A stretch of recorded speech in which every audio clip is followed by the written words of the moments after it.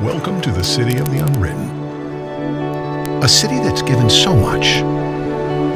A city of people who aren't afraid to get their hands dirty.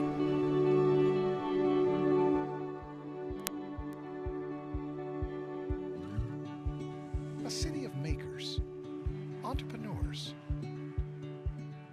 musicians, artists. A city of laughter, memories, and people who will welcome others in with a cup of heartwarming handmade coffee. A city of people, young and old, working together. People who explore, live, and grow together. But what makes this place special? Being listed year after year as one of the best places to raise a family. Maybe because we have a community recognized for its safe neighborhoods and revered for its low unemployment. A city where adventure is everywhere you look, where you can pioneer your own story. We've opened a new page to write on for the generations ahead. Welcome to Bismarck. Come write your story.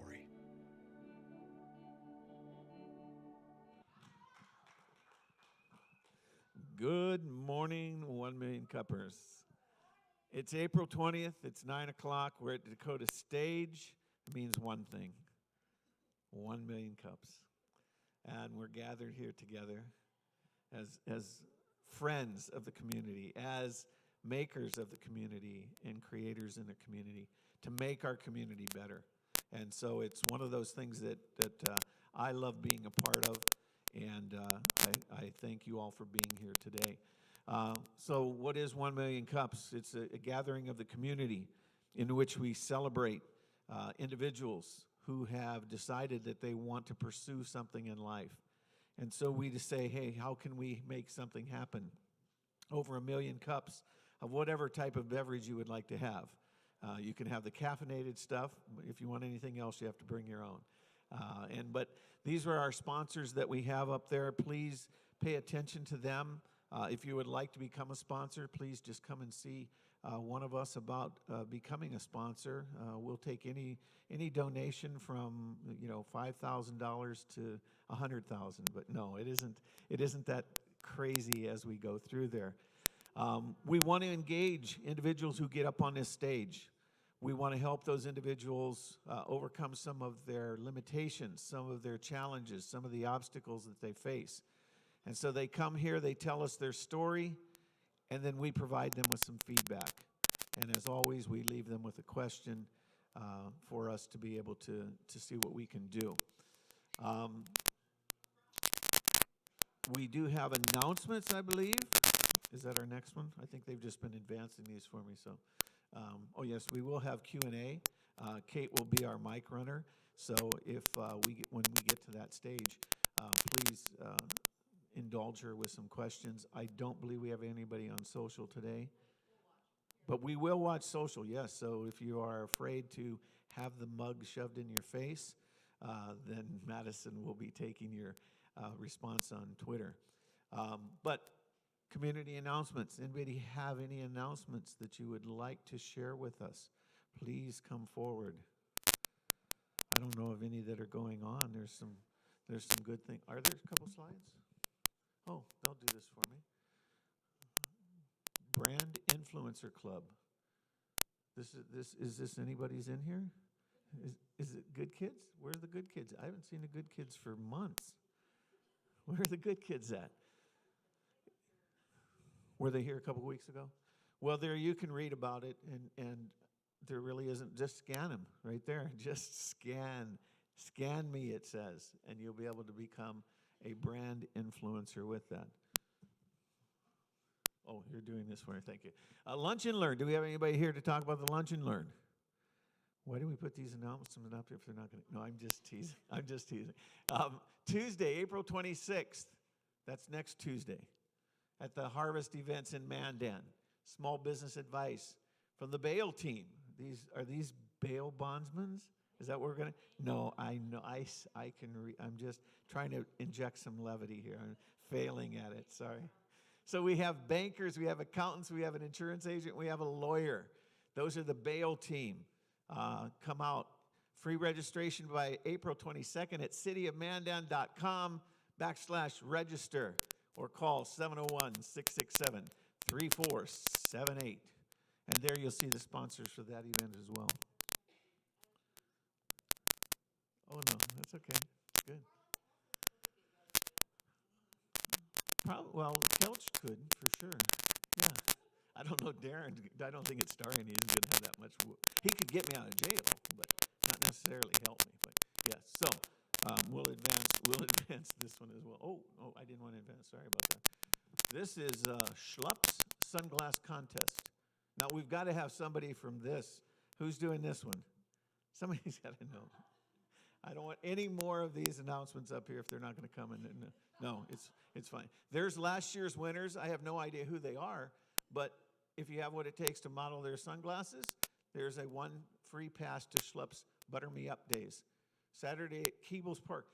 Where's Keebles Park at? Is this even ours? Is this an April Fool's? Are we being punked here? Anyway, let's advance past this one. We have to get past that one. Anyway, so I think you threw that in there. What's that? The sunglasses? I'm not even wearing sunglasses. If I was, I would win this. Okay, that's cool. Anyway, we're going to move on to the more serious things. I just have questions. You know, they say April showers bring Mayflowers, right? We had all this snow. I don't know what that means, but what do Mayflowers bring? Pilgrims, yeah. So we got some smart people in this crowd. Sorry, I had the channeling of Brian Ritter in me today for those bad jokes. So you can blame him. I don't know why he came through here. We're very fortunate here for our presenter to come and talk to us about something that's going to be amazing. And part of the of an amazing race that's going to take place. Nika is here to share with us about the amazing race for Haiti, and I'm going to allow her to share the stage, and then we will ask for some questions, and she'll give us some answers. So please help me.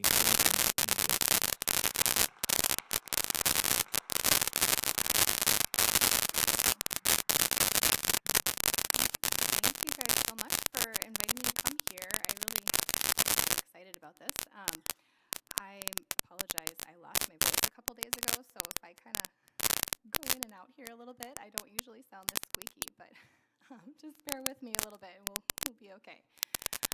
So, like I said, my name is Nika, and my full name is Nika Pierre-Louis. I am married to Ricardo Pierre-Louis, who's from Haiti, and so we're going to be talking a little bit about our organization in Haiti and the fundraiser that we're doing. I am born and raised in Bismarck. I work as a physician assistant at Stanford and grew up here. Obviously, my husband did not grow up here, but we chose this community as the place we wanted to move back to after living a lot of different places, and he's lived all over the world. This was where we wanted to be and raise our family and start a business, and this is the place that we chose. So I'm going to talk a little bit about the charity organization that my husband started in Haiti called Lespwa Lavi, and then the Amazing Race for Haiti, which is a fundraiser community event that we have coming up on May 7th. So I don't know if I have a second.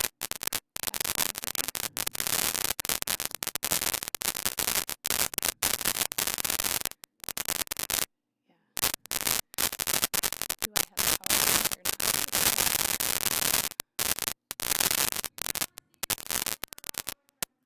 You did not get it. Okay.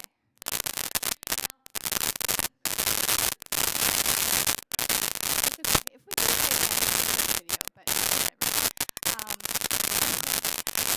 Okay, so Lespwa Lavi, which is Haitian Creole, means the love, and from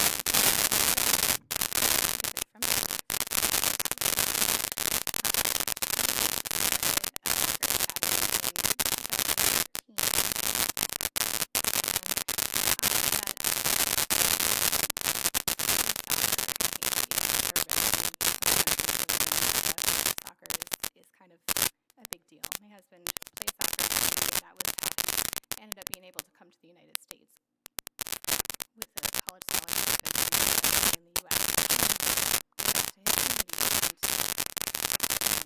provide those opportunities for youth in Haiti. So Lespwa Lavi was founded to support youth in Haiti and provide opportunities for them to go through education and opportunities for their future. And I'm sorry, are you guys able to find my slides or not? Okay, cool.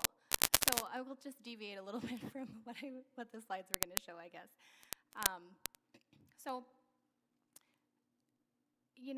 Let's talk a little bit about Haiti. There was a slide up there just kind of showing, if you've seen Haiti in the news lately, it's a major problem. It's a third world country in the Western Hemisphere. It's easy to list off a ton of problems that the country has, and for decades, foreign aid has poured into this country, and nothing ever seems to get better. And you see on the news, Haitian migrants coming to Florida and Texas and trying to get away from wherever they were before, and it just looks like a terrible situation. We see earthquakes and floods and gangs and all of this stuff going on in Haiti, and it sort of feels like a little bit of a cloud. And then I thought about it a few years ago. Maybe in Haiti too, knew American come alongside them and help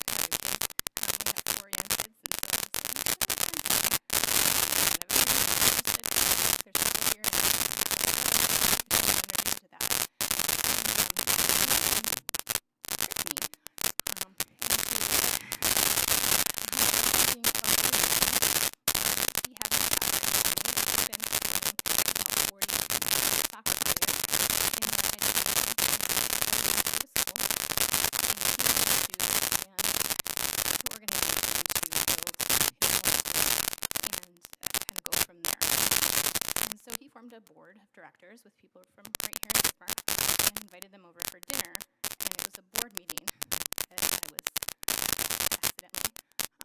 So we talked, and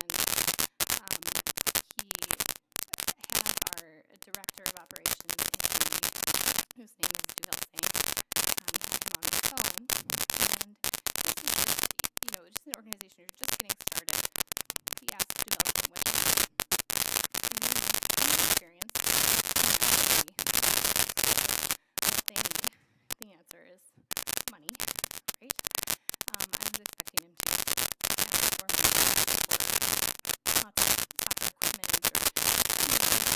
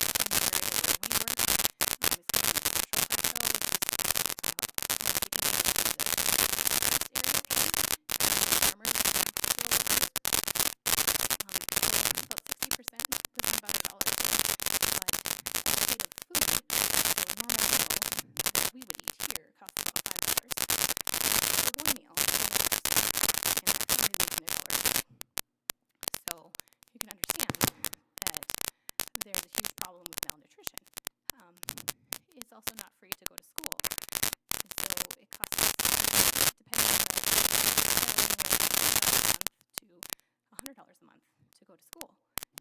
And, that's out of range for most families to be able to send all of their children to school. So they'll preferentially choose their oldest son to go to school, and girls end up not getting educated. So in the area where we work, there's about 1% of people have access to clean water, about 60% of children suffer from severe malnutrition, and about 2% of children will graduate from high school. So less than 1% of those are girls. So what we set out to do with the soccer academy was provide opportunities for all children, but mainly for girls. So we started the first girls soccer academy in Haiti, in that region, and started with just 20 girls. It was really difficult to convince the community to let their girls play soccer, but we did, and now we have about 100 girls, and several other teams in the community have started up, so we actually have a girls' league now that's been recognized by FIFA. Sorry, I sound like a squeaky little mouse, but so we're really excited about that. And as the last few years have prevented us from traveling to Haiti and doing these really big projects that we wanted to do, we started a child advocacy program where we've hired some of our soccer coaches and some other members of the community to be advocates for children. So what they do is they identify children in the community who are at risk, and they submit profiles to us, and we match them with sponsors here in the United States. And that program provides those kids with nutrition, clean water, education, the advocate who is their mentor, who's regularly meeting with them, meeting with their teachers, meeting with their guardians, and they get discipleship through that. And the program has been a huge success, I think because I'm not doing it, and I'm not the American coming in and telling them how to do it, and how to communicate with the families, and how to, tell them that they need to send their girls to school or whatever. They're doing it in a Haitian way, and they're figuring it out on their own, because I can't even physically go there right now. So for that advocacy program, we partnered with an organization called Convoy of Hope, and they are our partners for our nutrition program. So we're able to provide 100% of daily nutrition 5 days a week for about 315 kids right now. And we also partnered with Sawyer International and an organization called Majapa in Haiti to provide clean water. So we have clean water for all of our kids, and also about 50 households in the area. In both of those programs, we've seen the nutrition rates from, again, when we enroll the kids, it's about 60% are actually severely malnourished, which means they are at high risk of death in the near future. 60% of them, after 1 year of being in our program, there's zero severe malnutrition. So that was actually really surprising to me. I thought it was going to be more difficult, but the food that we're getting from Convoy of Hope has been great. They've been there. Our kids have never missed a single meal, and our advocates are watching. So they're measuring everybody's growth. They're on it. They know when somebody's sick. They take them to the hospital. We've treated, parasitic infections and things like that, so the kids have stayed on track. We also went from, like I said, about 1% clean water access to 25% in just 2 years.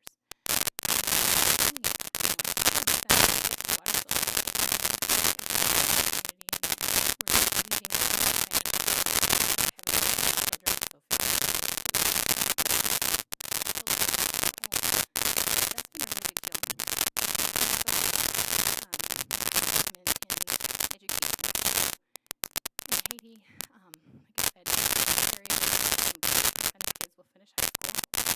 That means that in each class, about 30% or more will fail each class as they go up through. So we saw our pass-fail rate go from about that 27-28% to, after they'd been sponsored for at least 4 months, getting that good nutrition, getting clean water, having an advocate go and meet with their teacher and make sure everything was going okay. They made it to 95% pass rate, and that has held up over the last 2 years. So, we didn't expect that level of success in just a couple of years, but I think it just goes to show that our staff in Haiti have taken ownership of it, because we're not there. We're not the American saviors coming in and doing it. We haven't been able to travel there since 2019, just because of the government situation there. So they've just taken it and we've given them some guidance and support, and they've done really well. So I guess now I'll just flip through these slides really fast. I gave you guys kind of an overview. Sorry if that was confusing. So this is a video. I'm not sure if it will go. Maybe not. That's okay. This video is online. It's on our Facebook page if you wanted to watch it. But this is the location where we are in Haiti. So it's that little red dot. It's about 70 miles north of the capital city of Port-au-Prince, but it takes about 3 hours to get there. So it's pretty bumpy. So just some quick statistics. That's the population guess of Haiti. And the town where we serve is called Verret, and it's about 63,000. So it's very similar to Bismarck in a lot of ways, and I'll talk more about that. So their main industry is agriculture. Favorite sport is soccer. Favorite food is riz-et-lalo, which is rice and vegetables. Favorite music is Wycliffe Jean or Shakira. My kids were listening to this morning. And their favorite superhero is Spider-Man. So I took some pictures. And all of the pictures in my slides are our photos of kids in our program and the people in our community. Some riz-et-lalo, and those are our water filters. And there's some Spider-Man fans. So these are just kind of some of those stats I went over really quick with Haiti. I won't read them all to you guys, just for time's sake. But just, yeah, in Verret, it was really, really horrible numbers. But despite the fact that Haiti's overall getting worse, our programs are actually working, which is kind of crazy. So how we started, that's my husband, Ricardo, and our director of operations on the left, Mr. Duval Sain. So if you want to know more about Ricardo, because I think he's awesome, he did write a book. It's out in the lobby. But he is also a teacher at BHS, so if any of your kids have him, or if you run into him, he's around. He founded Magic Soccer here in Bismarck, which is so we have Magic Soccer in Haiti and Magic Soccer in Bismarck. They're sister soccer clubs. So Lespwa Lavi means hope for life, and I love this picture because he's wearing a University of Mary shirt.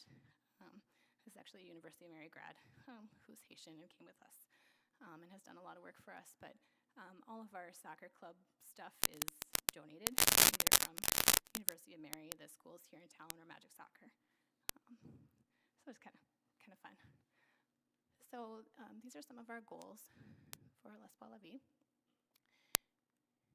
And if you want to read more about that, it's on our website. I won't go through everything as we're kind of moving along here, but these are the programs that we currently have running in Haiti. And so just a little bit more about each of our programs. This is one of our soccer teams, like I said, founded in 2013. We have over 250 students in soccer programs each year. The first girls team in the region, which is super exciting.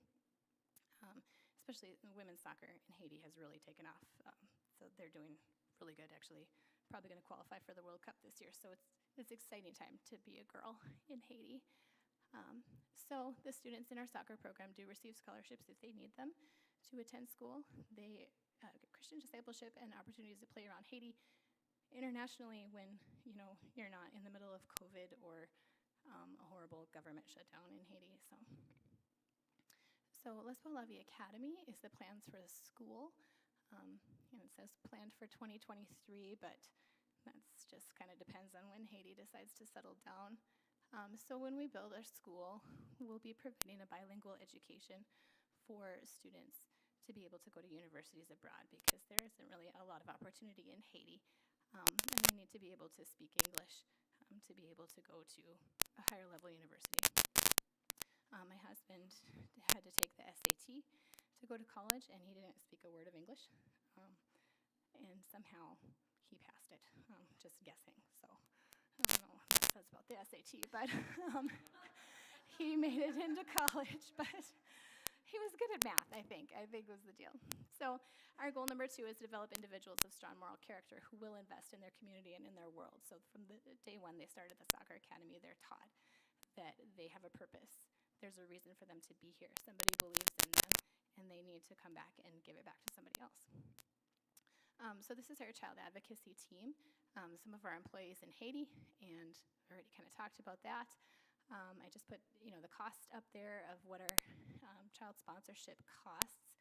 So like I said, that's people in the United States and actually several other countries who support us. It's just a little plug here, I guess. There's no overhead cost to that. Every penny of that $38 a month goes to the kids, and it's directly matched with the child in Haiti.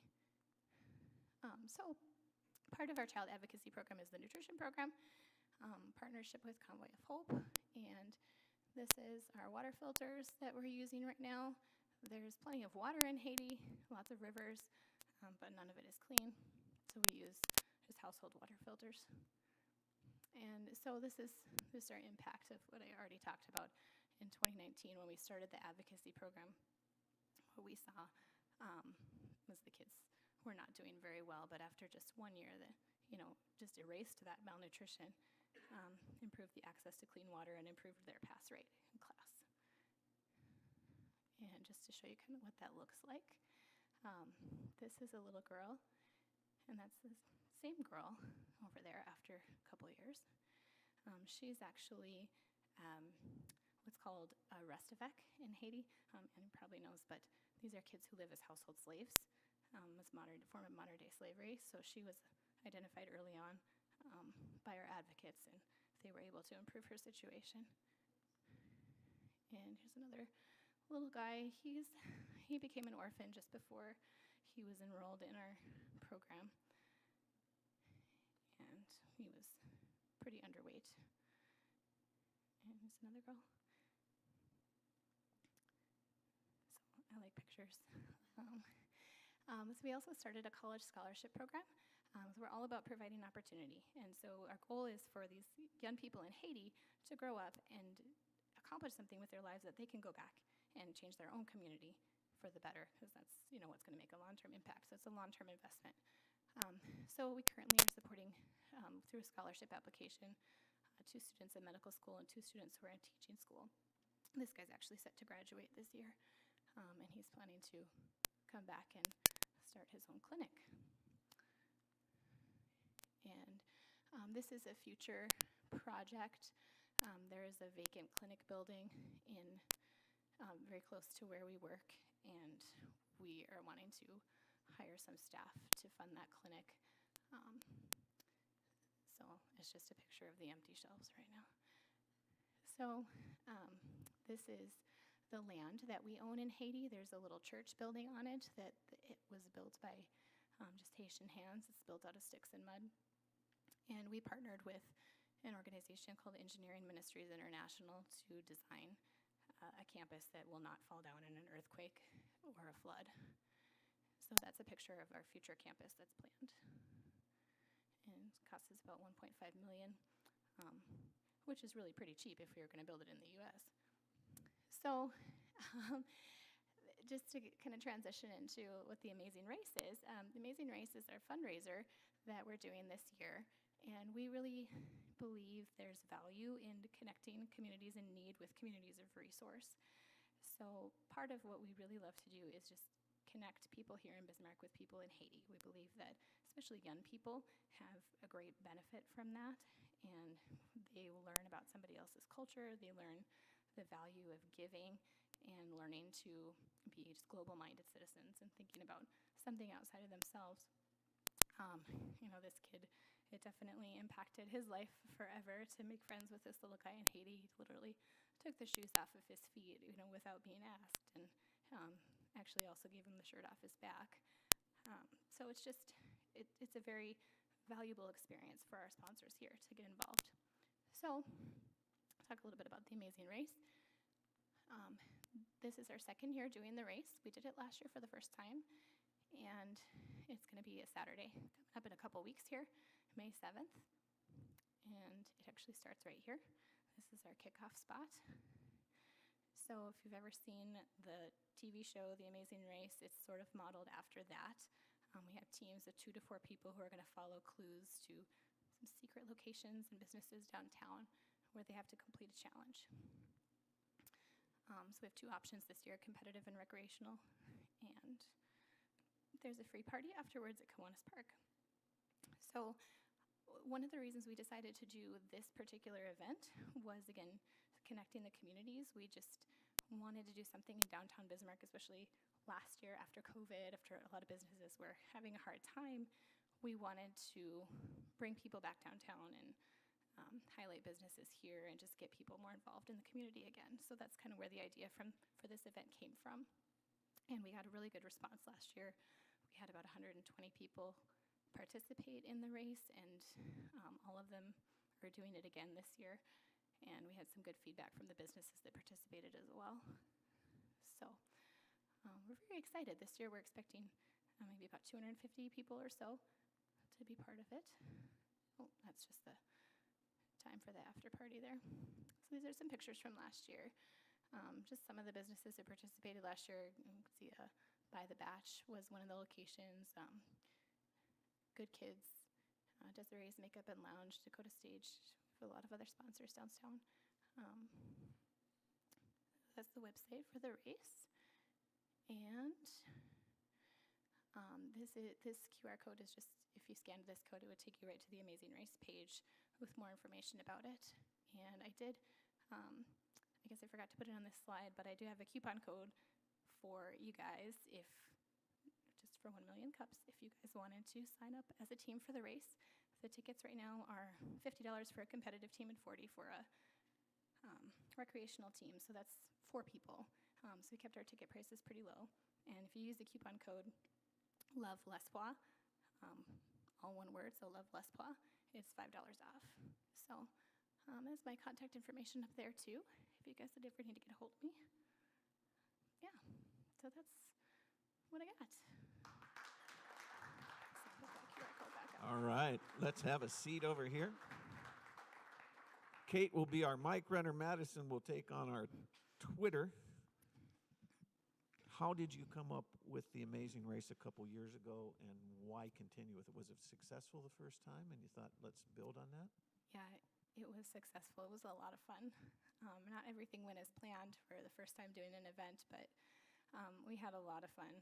People were face painted, covered in shaving cream, running their hearts out. Did a lot of kind of fun things, so we got really good feedback and wanted to continue it again. We just kind of always wanted to do an event like that in Bismarck, and we thought it would be fun. How many businesses in the downtown area are participating in this with you? This year, downtown businesses, we've got 8, I think. And I forgot to put that slide on there.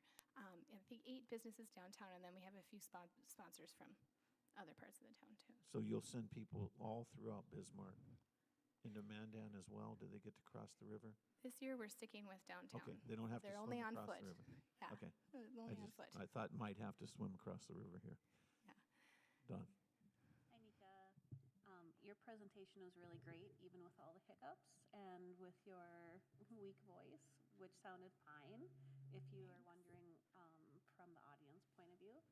But great presentation, again, with the hiccups. So this is a really fantastic organization that you and Ricardo have created with your connections in Haiti.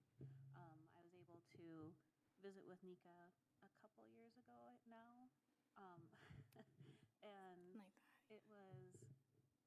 it was really inspiring, I think, to hear about everything that you guys were doing, and to see the accomplishments now is incredible. Just wanted to ask you, when your school is built and the campus is built, how many kids will be able to participate in classes or receive education? Yeah, thanks. That's a good question. So her question was, when the campus is built, how many students will there be? And the plan for the school that was shown up there is to have 600 students to start. And we have design plans then to double that number once that is successful. So we'll kind of see how it goes. We might end up, just because of the situation in Haiti, starting with just 1 class and building from that. But we'll see how it goes. there's actually a plan to partner with University of Mary Education Department and the student teachers there to kind of help get that off the ground once things are settled down in Haiti. So. And as far as the makeup of the students, are they, you're focused on boys and girls at that point, correct? Right, both boys and girls. Yeah. And it's pretty amazing because I know Ricardo, I'm on the Bismarck Public Schools Academy for the business side of things. And then Stanley, who you showed up there, he's now working at Enterprise. Yeah. I just rented a car, and he was one of the individuals. So it was good to see him back Stanley. into the community. It's really, with the opportunities that are given to anybody, the availability of them to do well. And that's really what you're providing, is opportunities for individuals that they might not get otherwise, correct? I mean, that's the whole thing. Right, there's a bit of a glass ceiling in Haiti. I think it's very difficult to not only graduate from high school, but once you graduate from high school, there's nothing to do. There's no big employers who you can go right into the business world and just start, working your way up. There's 3 universities in Haiti that are generally pretty cost prohibitive for the average person to go to. So, and then you have to speak another language to go to any other country in the Western Hemisphere. They speak French and Creole in Haiti. So even to go to Dominican Republic, which isn't a whole lot better, they have to speak another language. So. Go ahead. Good morning. Thank you for your presentation. First question, you talk about a lot of the national unrest that we all hear about in the news, not lately, but we've heard it in the last few years. How is that currently impacting the community that you are serving, and then how is that impacting your current operations? You talk a little bit about the logistical issues with trying to get your big project done, but is it hurting or impacting your current operations that you got going now? It definitely, yeah. This week, actually, it used to be a few years ago in Haiti, pretty much just the capital city was the bad area with the gangs, but they've moved. One of the most powerful gangs actually moved to our town where we work, and so last week they actually kidnapped several people and killed a bunch of people that we know, who weren't actually part of our organization, but we know them. But it's everywhere in Haiti is like that right now. So it has affected us. We've had issues where they've been blocking the import of fuel into the country. So to get anywhere around the country, you can't buy diesel or gasoline. We have to take a 2-hour drive to go from where we are to pick up our food from Convoy of Hope every couple of months. And there's been a couple of times where we didn't think that trip was going to happen, and we put it off as long as we could. And then twice now this has happened. Our director said, you know what? I don't want these kids to go hungry for one more day. I don't even want to let them skip a meal. Like, they'd be okay if they skipped a couple meals, but he didn't want that to happen. So he took a bus and went down and drove right past these gangs who were blocking the road, and nobody stopped him, and picked up the food and came back. And both times that's happened, it's been on days when nobody else made it through on those roads. So it's definitely affected us, but at the same time, we're a Christian organization, and so we believe that God has just made a way for that and just kind of opened the road where it was blocked. And our staff in Haiti actually believe that they've become invisible at times from the gangs. So it's a big deal, but we're just kind of continuing to operate as normal. We did shut down some activities for a while during COVID. We sent the kids home with food when that was starting to be an issue in Haiti, but rather than having them all gather together, we just gave them the food and they took it home for the week. But we're all together again now. So That's good. In the back there. When are you hoping to start this campus back up? Or is it kind of on hold with everything going on? yeah, we were planning on building it in 2020 actually, and yeah, it's just kind of on hold. The situation has just been so unstable that for us to buy $1 million worth of construction materials and put it in there, that likely that it would be stolen, and put a lot of people at risk and just draw a lot of attention to our organization. And if you see an organization that has a lot of money, that's going to become a target in the country. So we're on hold. We're looking into purchasing a couple of properties that would be at least usable and safe. So they're not much to look at, but not something that's going to collapse if there's an earthquake or a flood and hurt anybody, like we've seen a lot of times happen in Haiti. So, yeah. Shifting gears a little bit, we were hoping to build this, one big campus all at once and just take off. And, yeah, we might start a little smaller, but.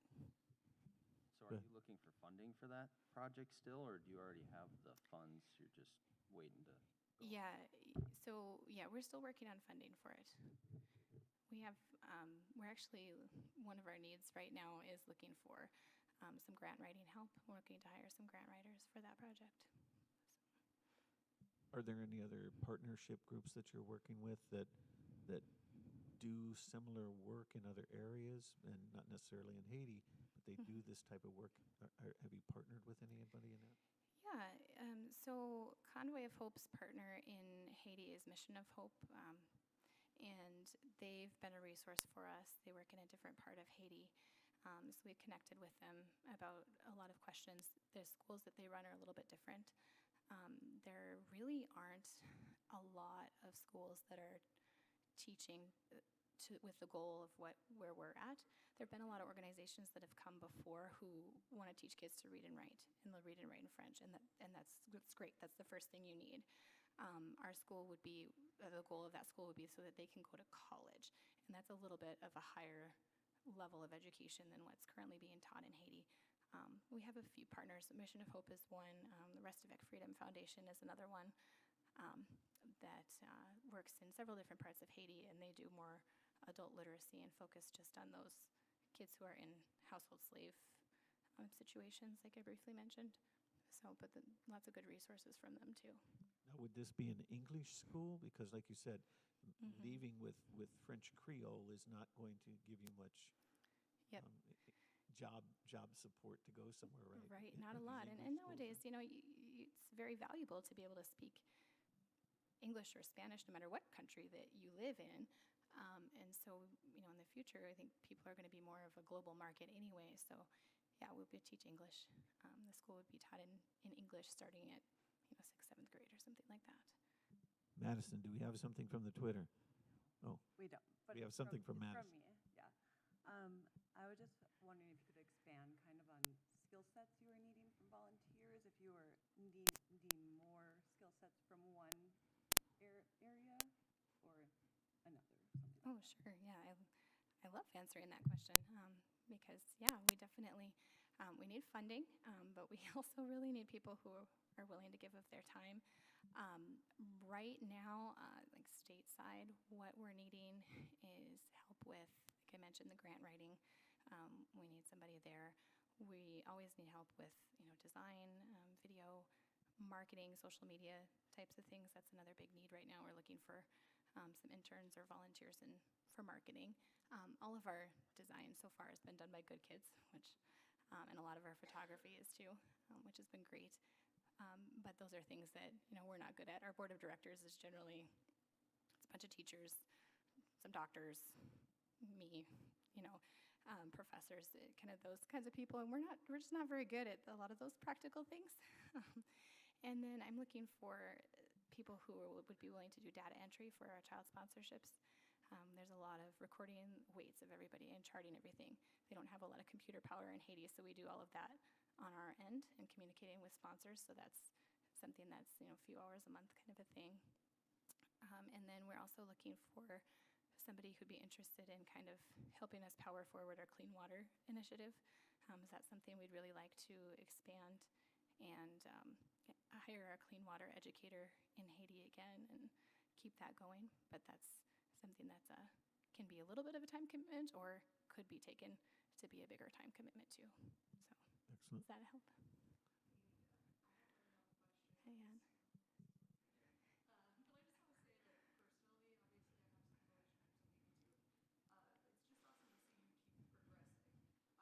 Right.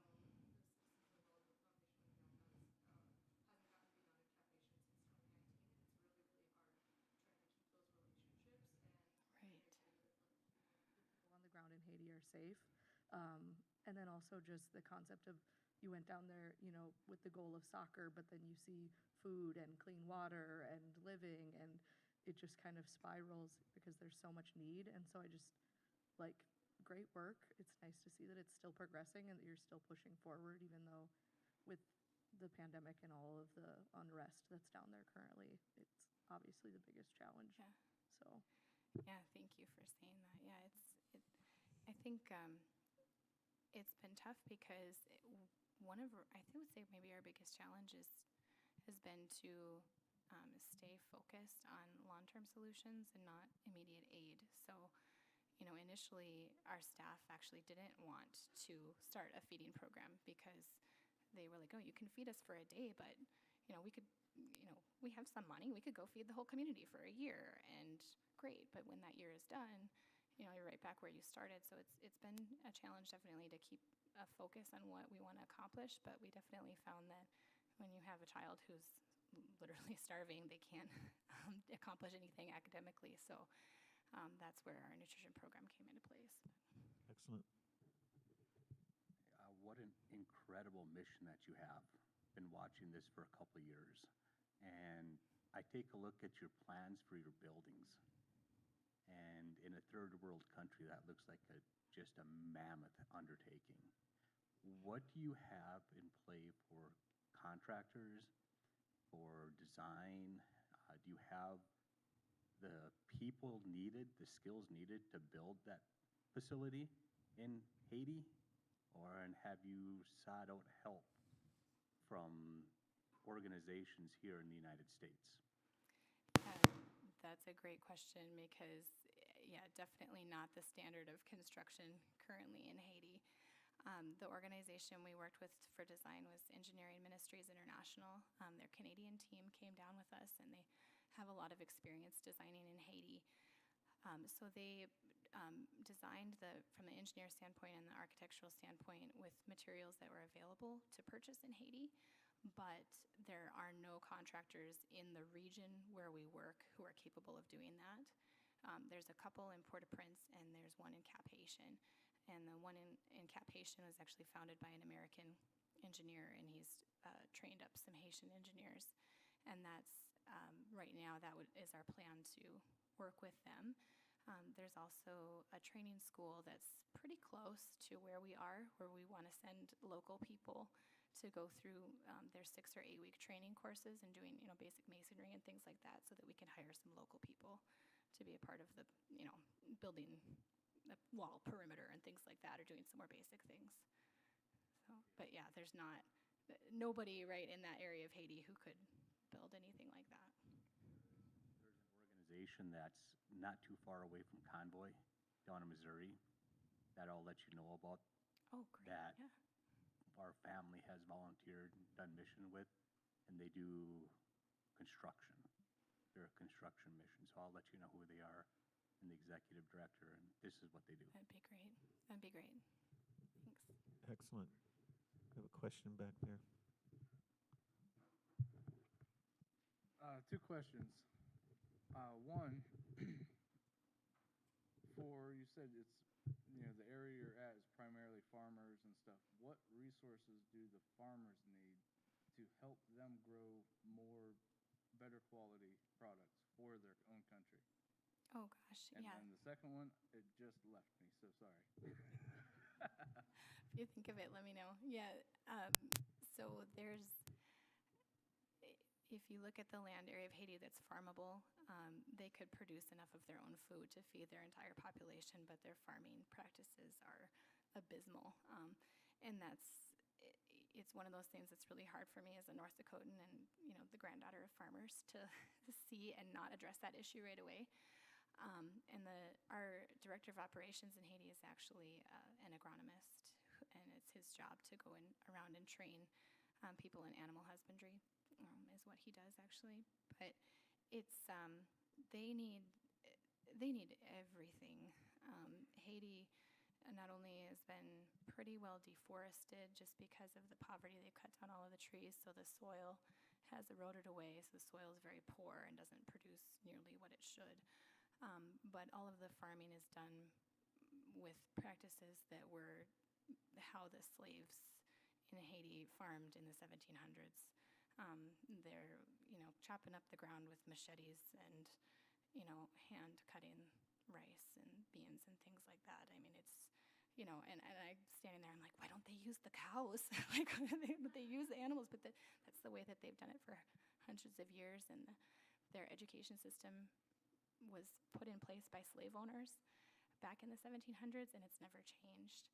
So it's a system that's meant to repress creativity and repress the thought that you can make it on your own. So it's really difficult. We haven't addressed the farming issues, but that's something that, again, we're hoping to raise up some leaders in the community in Haiti who will learn those things and come back and do that change for their own communities.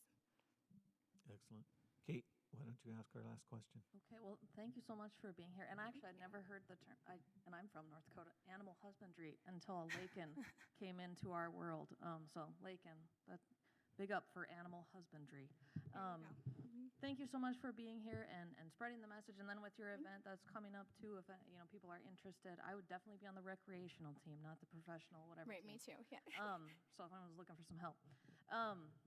We always ask our same last question at 1 Million Cups, which is what can we, and I think a couple people are going to reach out to you after this with some information, but what can we as the Bismarck Mandan 1 Million Cups community do to help you and your organization succeed? Yeah, well, I really appreciate what you've already done by bringing me here and, getting the word out a little bit more about what we're doing. That's really helpful. Any help or suggestions for marketing and fundraising would be appreciated. And then I would hope to see all of you guys have a team for the amazing race, because it is going to be a lot of fun. All right. Thank you so much. Let's give it up. Thank you. And we will be back here next Wednesday, 9 a.m. And we will have, I don't know do we have that up there? Just come. We'll be here. God bless. Take care.